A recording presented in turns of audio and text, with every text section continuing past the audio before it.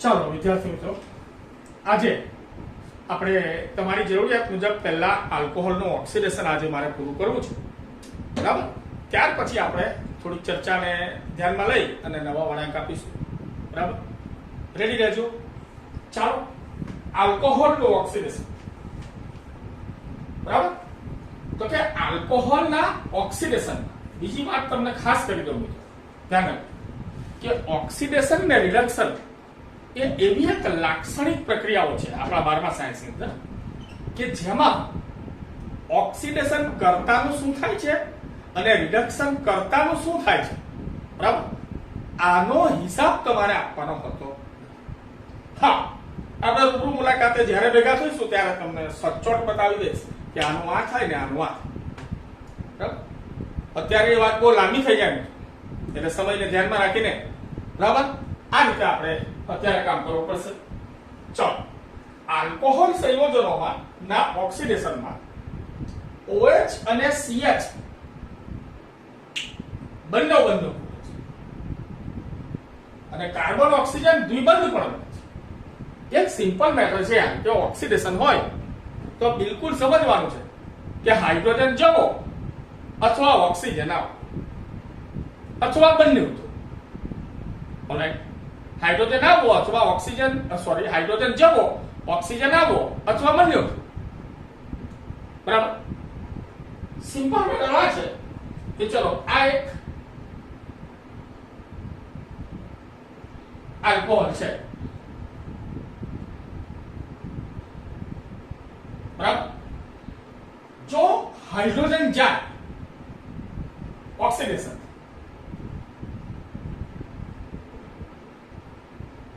જો હાઇડ્રોજન જાય તો એક અહીંયાથી જાય અને એક અહીંયા,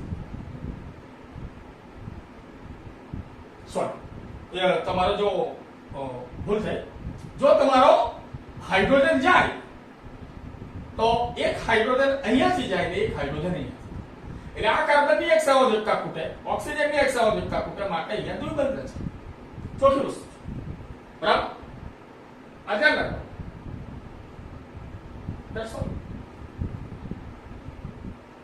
બરાબર, આ ઓક્સિડેશન.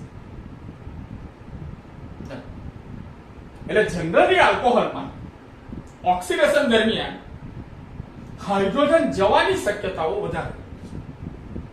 હા, ઓક્સિજન આવે પણ છે, આગળ જોઈશું. આ તો બહુ ટૂંકાવી નાખેલું છે ટેક્સ્ટ બુક ની, બાકી બહુ વિસ્તારપૂર્વકની વાત છે, બરાબર? પણ તમને શક્ય તેટલું અત્યારે જ સમજાવવા કોશિશ કરે છે. કેરફુલ. ચાલો, ઓક્સિડેશન પ્રક્રિયાઓમાં બંધનું આ પ્રમાણે તૂટવાનું અને બનવાનું હોય છે. આને વિહાઇડ્રોજનીકરણ પ્રક્રિયાઓ પણ તમે કહીશ.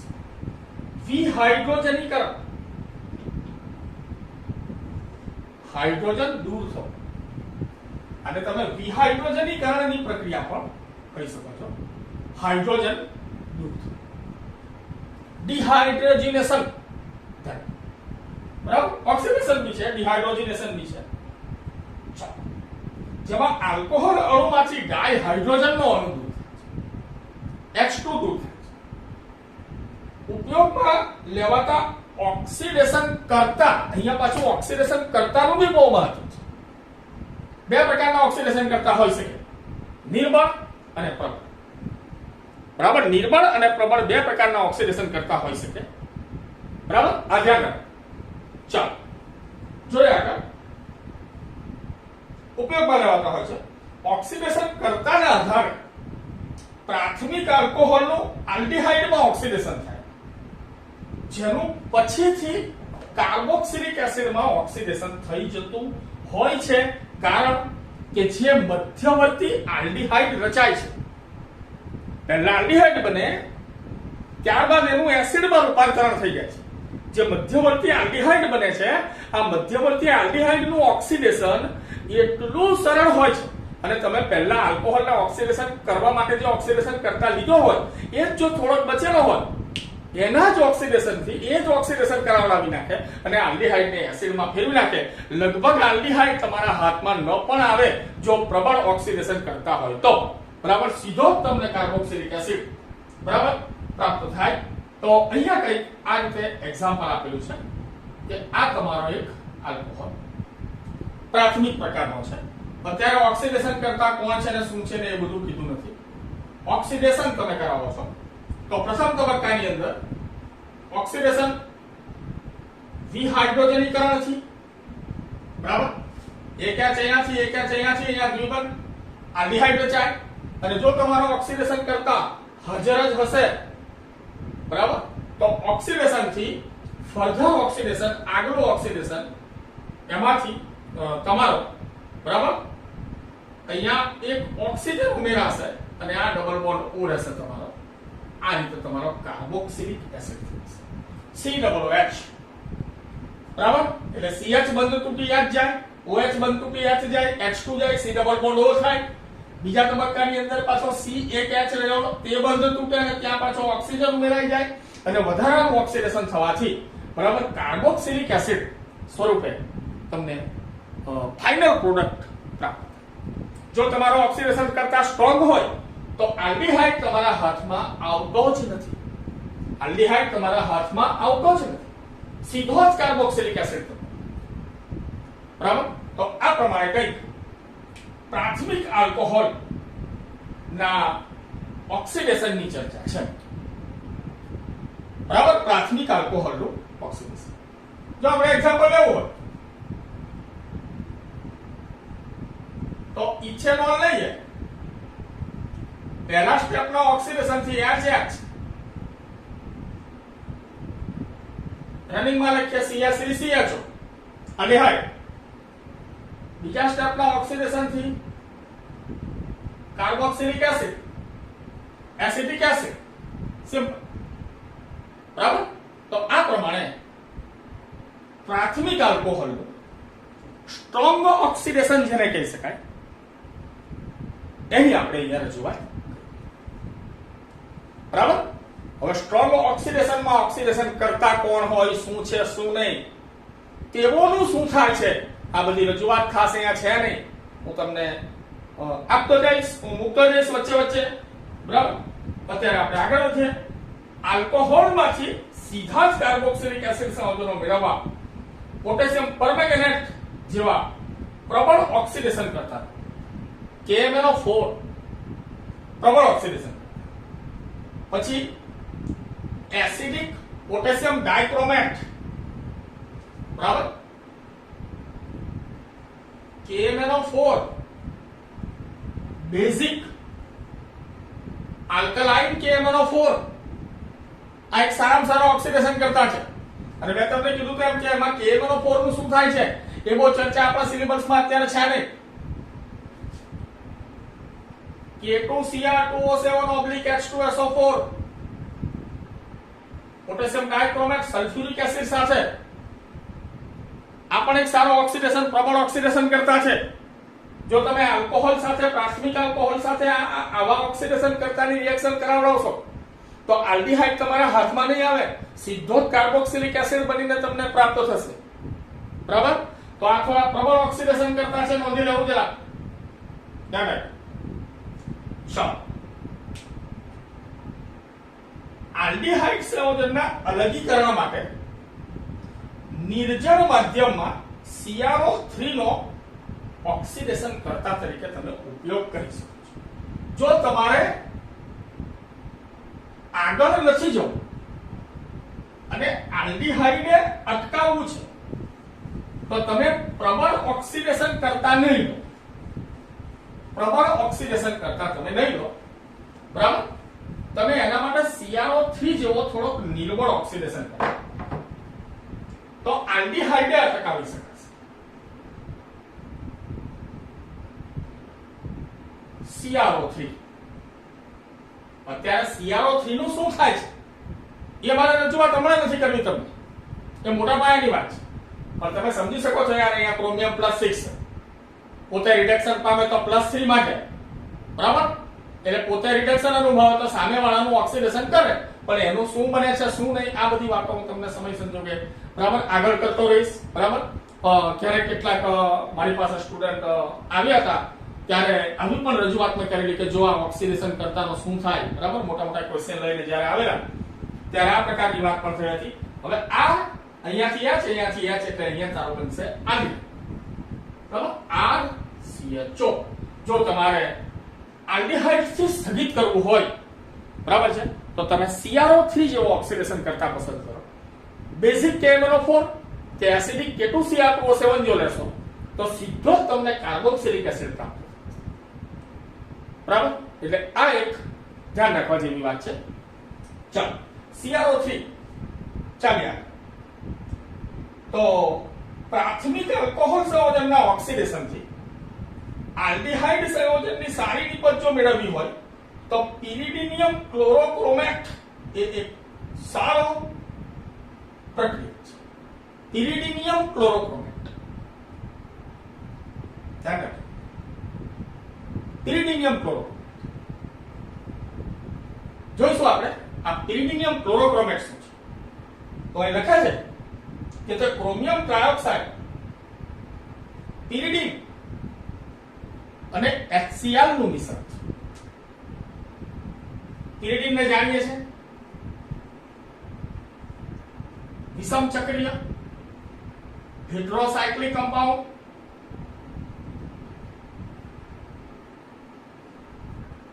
પિરિડિનિયમ ક્લોરોક્રોમેટ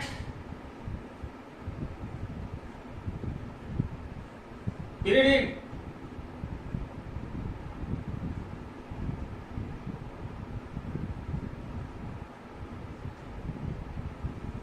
આ પિરિડિનિયમ ક્લોરોક્રોમેટ છે મિત્રો, ધ્યાન રાખીને નોંધી લેવાનું. આ પિરિડિનિયમ ક્લોરોક્રોમેટ, પિરિડિનિયમ ઓનિયમ ઓનિયમ ઘન ક્લોરોક્રોમેટ આ પણ એક સારો ઓક્સિડેશન કરતા છે. PCC. હવે પછી આપણે આનું સૂત્રને લખીશું, PCC લખીને ચાલીશું, કાળજી રાખવી. તો આ પણ એક નિર્બળ ઓક્સિડેશન કરતા છે કે જે આલ્કોહોલને આલ્ડિહાઇડ સુધીના ઓક્સિડેશન સુધી જ લઈ જાય છે, એનાથી આગળ કાર્બોક્સિલિક એસિડ તરફ લઈ જતો નથી.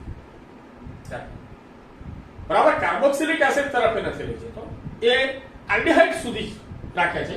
CrO3 પ્રકારનો એ એક ઓક્સિડેશન કરતા છે. બરાબર, અને એક જોરદાર એક્ઝામ્પલ અહીંયા લેવામાં આવ્યું છે, આને નોંધી લેવું મિત્રો. PCC, પિરિડિનિયમ ક્લોરોક્રોમેટ. બરાબર, જે પિરિડિન, HCl અને CrO3 ના મિશ્રણથી તૈયાર થાય છે. અને આપણી ટેક્સ્ટ બુકમાં એક જોરદાર ઉદાહરણ આપેલું છે. CH3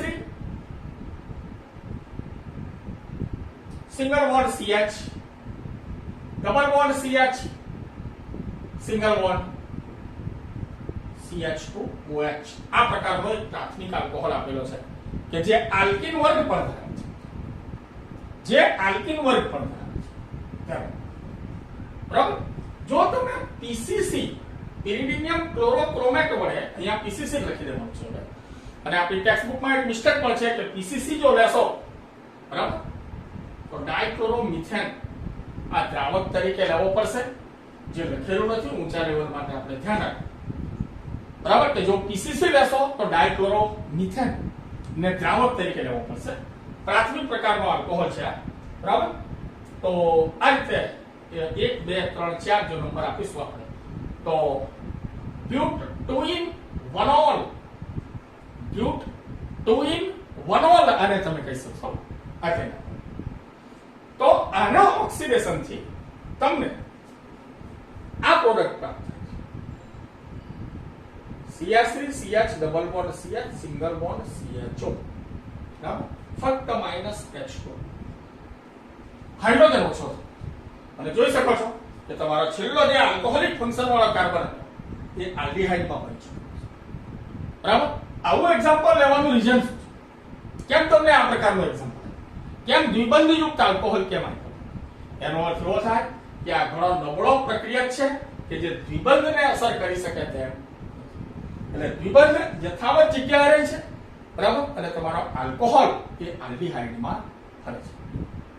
બરાબર, તો આ એક ધ્યાન રાખવા જેવી બાબત છે. જો તમે પ્રબળ ઓક્સિડેશન કરતા લીધો હોત તો આ અહીંયાથી ક્રેક થઈ ગયું હોત અને આ એક એસિડ આ પ્રકારે કેમ તમને એસિડોનું મિશ્રણ મળ્યું.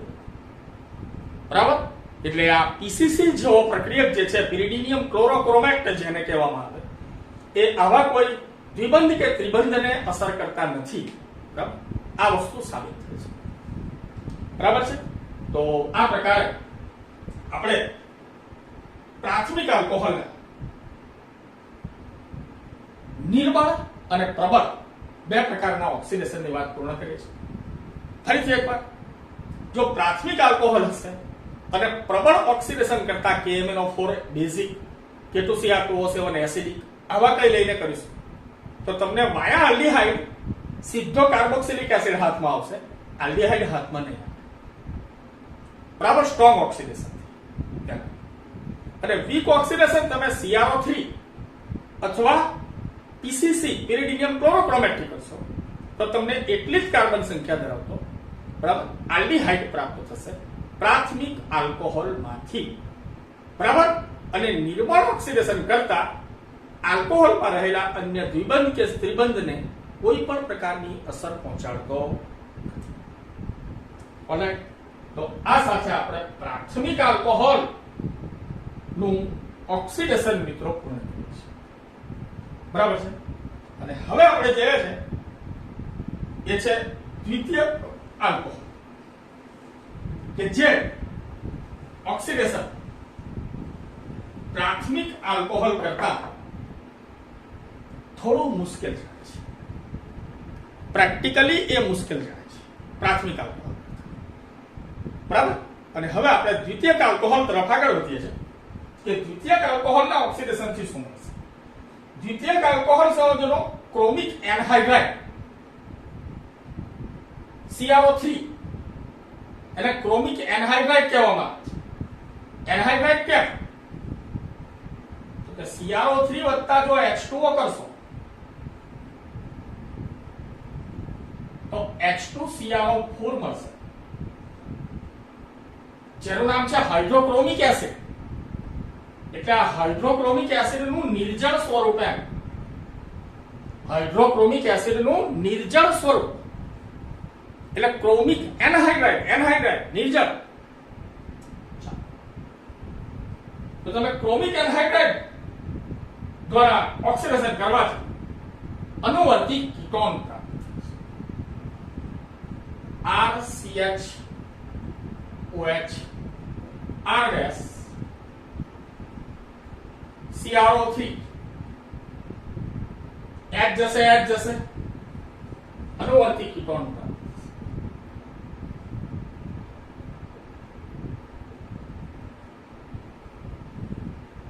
ખરેખર તમે -H2 ન લખી શકો, -H2O લખાય.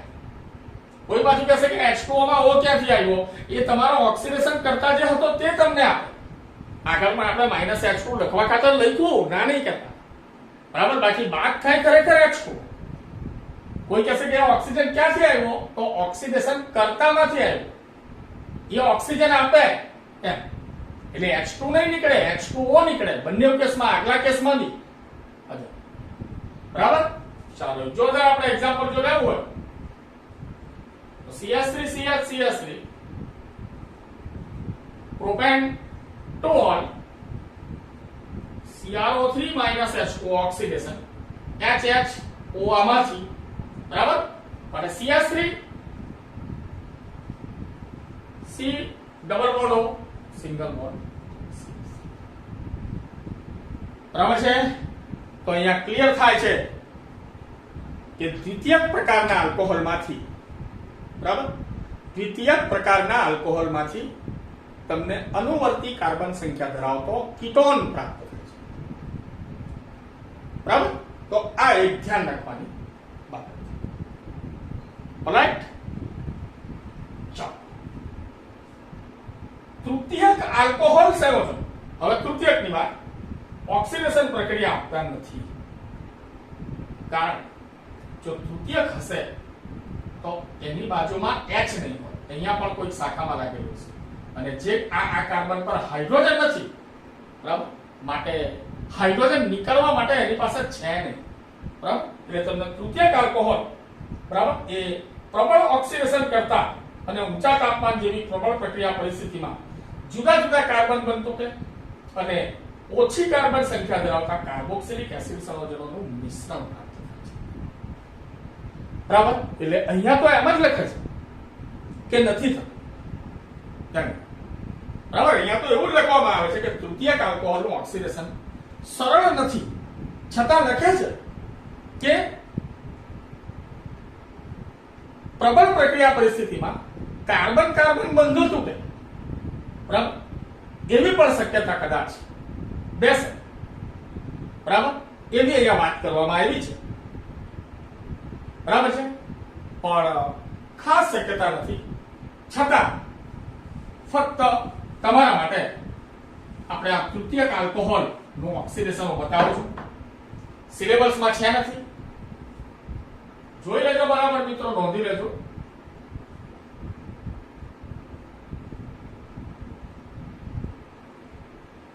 આ તૃતીયક જેનું ઓક્સિડેશન સરળ નથી ના કહે છે, એકદમ પ્રબળ ઓક્સિડેશન કરતા KMnO4 બેઝિક. હવે આવા સંજોગોની અંદર શું થાય મિત્રો, બહુ બધી રજૂઆત કરું છું, જરા જોજો, સમજો કે તમારા OH ધરાવતા કાર્બન પાસે હાઇડ્રોજન છે નથી. બરાબર? આવા સંજોગોની અંદર કોઈ પણ એક માળખું આની સાથે જોડાયેલું રહેશે.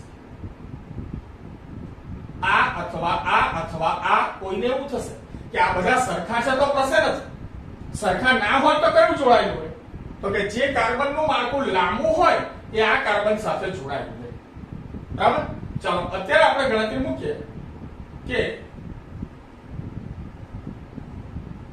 આ આની સાથે જોડાયેલું રહે ડ્યુરિંગ ઓક્સિડેશન, અને આ બંધો તૂટે, આ તૂટે, આ તૂટે, તો કેટલા C છે? 2. તો 2 CO2 ઓક્સિજન ક્યાંથી આવ્યો? ઓક્સિડેશન કરતા પાસેથી, ચિંતા નહીં કરો. હાઇડ્રોજન તો કે 3 ને 3 6, એટલે -3. બરાબર? અને આ કાર્બનના જે 2 જોડાણ તૂટ્યા ત્યાં ડબલ બોન્ડ થી ઓક્સિજન આવશે, માટે CH3, આ CH3 C double bond O single bond OH. બરાબર? પરફેક્ટ. નોંધી લો મિત્રો, આ 2 શાખાઓ તૂટી ગઈ, તેઓ CO2 ને H2O સ્વરૂપે એના કાર્બન અને હાઇડ્રોજન નીકળી ગયા, અને એક કાર્બન એ મૂળ શૃંખલા સાથે આ રીતે કાર્બોક્સિલિક એસિડ આપે. કોઈને એવું થાય કે કયો આપે, તો અત્યારે સરખા જ છે એટલે પ્રશ્ન નથી, પણ જો કદાચ અહીંયા જો બીજો એક કાર્બન હતો શૃંખલામાં, તો આ મૂળ થઈને તમને C ડબલ જે માળખું મોટું હોય એ તમારા આની જોડે C ડબલ OH બનીને આપે. એ સિવાયના નાના માળખાઓના કાર્બન CO2 અને H2O સ્વરૂપે એમાંથી દૂર થાય. બરાબર? આ તમારી ટેક્સ્ટબુકમાં નથી આપેલું, છતાં હું તમને મારી રીતે આ રજૂઆત કરું છું. બરાબર? વ્યવસ્થિત આને નોટ કરી લેવું જોઈએ મિત્રો તમારે ખરેખર, કે તૃતીયક આલ્કોહોલનું ઓક્સિડેશન ખરેખર મુશ્કેલ ચોક્કસ છે. બરાબર? પણ એ કઈ રીતે શું થાય છે, બરાબર, એ જોઈને આપણે કામને આગળ વધારીએ. એનીવે, જ્યારે પ્રાથમિક અને દ્વિતીયક આલ્કોહોલ સંયોજનો 573 કેલ્વિન તાપમાને ગરમ કરેલા કોપર પરથી પસાર તાંબા પરથી પસાર કરવામાં આવે ત્યારે વિહાઇડ્રોજનીકરણ થાય છે. વિહાઇડ્રોજનીકરણ, આમાં વિહાઇડ્રોજનીકરણ નથી, ખરેખર હાઇડ્રોજન પ્યોર નથી નીકળતો, ઓક્સિડેશન કરતાના ઓક્સિજન દ્વારા H2O સ્વરૂપે નીકળે છે. જ્યારે અહીંયા હવે જે વાત કરી રહ્યા છે એ ફક્ત વિહાઇડ્રોજનીકરણ અને આલ્ડીહાઇડ અને કીટોન સંયોજનો આપે, જ્યારે તૃતીયક આલ્કોહોલ સંયોજનો એ નિર્જલીકરણની પ્રક્રિયા. બરાબર? કોપર ધાતુ સાથે નિર્જલીકરણની પ્રક્રિયા અનુભવે. છેલ્લી મેટર છે આ, ધ્યાન જોજો. RCH2OH જો કોપર ધાતુ સાથે 573 કેલ્વિને ગરમ કરવામાં આવે તો ફક્ત વિહાઇડ્રોજનીકરણ, અહીંયાથી H ને અહીંયાથી H, કારણ કે આ કોઈ ઓક્સિડેશન કરતા નથી મિત્રો, તો ઓક્સિજન આપે અને H2O છૂટો પડે. અહીંયા H2 છૂટો પડશે એટલે -H2 વિહાઇડ્રોજનીકરણ, અને અહીંયા C અને O વચ્ચે શું રચાશે? ડબલ. બરાબર? માટે RCHO. બરાબર? જો ઉદાહરણ આપવું હોય CH3CH2OH, બરાબર, ઇથેનોલ પ્રાથમિક પ્રાથમિક આલ્કોહોલ, તો CH3CHO થઈ જશે તમારો, બરાબર, અને આલ્ડીહાઇડ પ્રાપ્ત થશે, બરાબર. આ થયું કોપર ધાતુ દ્વારા પ્રાથમિક આલ્કોહોલનું વિહાઇડ્રોજનીકરણ, ડિહાઇડ્રોજિનેશન. ઓકે, જો દ્વિતીયક આલ્કોહોલ હશે,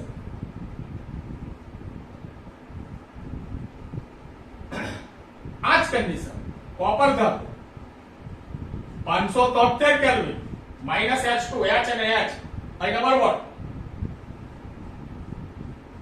તો તમને અનુવર્તી કીટોન પ્રાપ્ત થશે. વિહાઇડ્રોજનીકરણ CH3 CHOH CH3 H અને H અનુવર્તી, બરાબર છે. તો આ પ્રકારે કોપર ધાતુ દ્વારા ફરીથી વિહાઇડ્રોજનીકરણ, ડિહાઇડ્રોજિનેશન અને તૃતીયક આલ્કોહોલ માટે લખે છે કે તૃતીયક આલ્કોહોલમાં આ C જોડે H નહીં આવે, તો ત્યાં નિર્જલીકરણ, બરાબર, ત્યાં નિર્જલીકરણ. જોઈ શકો છો રિએક્શન ઉદાહરણ સાથે, ધ્યાન રાખો, નોટ કરવા જેવા એક્ઝામ્પલ છે, સમજો બરાબર. લાસ્ટ રિએક્શન આજે તૃતીયક આલ્કોહોલ,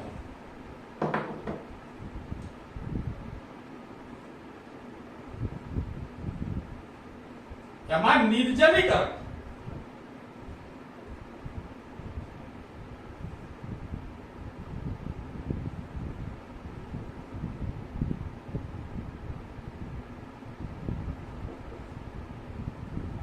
એમાં એક જગ્યાએથી OH અને એક જગ્યાએથી H, OH H એટલે અહીંયા દ્વિબંધ, CH3 C CH3 double bond CH. નિર્જલીકરણ, તૃતીયકમાં અહીંયા હાઇડ્રોજન હોતો નથી એટલે ડિહાઇડ્રોજિનેશન નહીં, નિર્જલીકરણ. 1 2 3 pro 2 methyl pro 1 2 methyl pro, બરાબર. તો આ સાથે મિત્રો આપણા આલ્કોહોલની રિએક્શનો આપણે પૂર્ણ કરી નાખી છે. આજે ઓક્સિડેશન એ મહત્વનો પોઈન્ટ હતો. પ્રાથમિક પ્રબળ કરશો સીધો કાર્બોક્સિલિક એસિડ, નિર્બળ કરશો આલ્ડીહાઇડ પરત. દ્વિતીયક આલ્કોહોલ કીટોન આપશે, તૃતીયક આલ્કોહોલ મુશ્કેલીથી ઓક્સિડેશન અનુભવી અને કેટલાક CO2 અને H2O નીકળી અને કાર્બોક્સિલિક એસિડ આપશે. કોપર ધાતુ પર 573 કેલ્વિને પ્રાથમિક હાઇડ્રોજન વિહાઇડ્રોજનીકરણથી આલ્ડીહાઇડ આપશે, દ્વિતીયક આલ્કોહોલ વિહાઇડ્રોજનીકરણથી કીટોન આપશે અને તૃતીયક આલ્કોહોલ નિર્જલીકરણથી, બરાબર, તમને અનુવર્તી આલ્કીન આપશે. ઓકે.